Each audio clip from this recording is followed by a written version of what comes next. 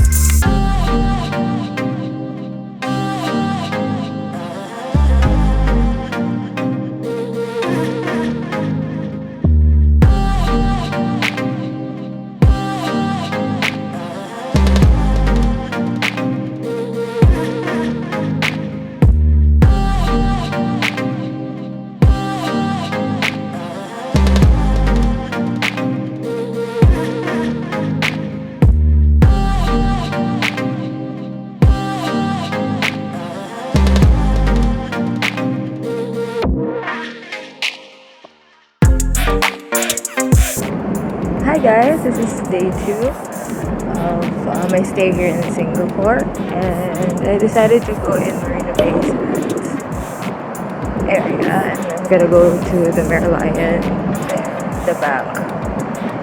So yeah, I've been here before, but I'll check.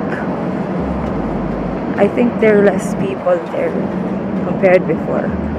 So yes, I need to walk there from Marina Bay Sands across. And yeah, kagabi nag-ano lang ako, tulog and kumain lang ng dinner with my tita. So samahan niyo ako, wala akong kasama.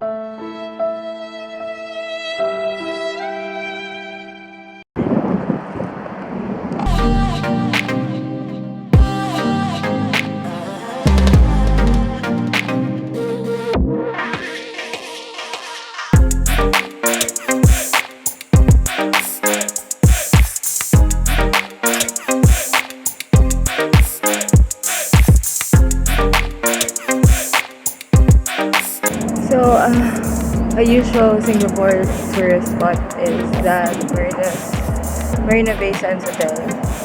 So there are 3 towers, and like there's a cruise ship in the top of those 3 towers, those 3 hotels. Okay, malayo pa. I'm just halfway through the Merlion statue.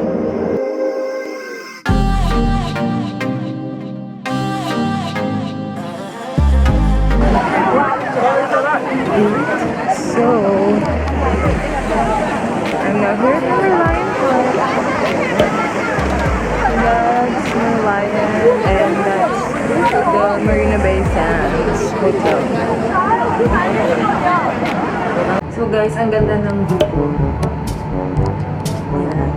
Literal ha, hindi yung ang ganda-ganda. Hindi ko alam bakit siya tumutunog.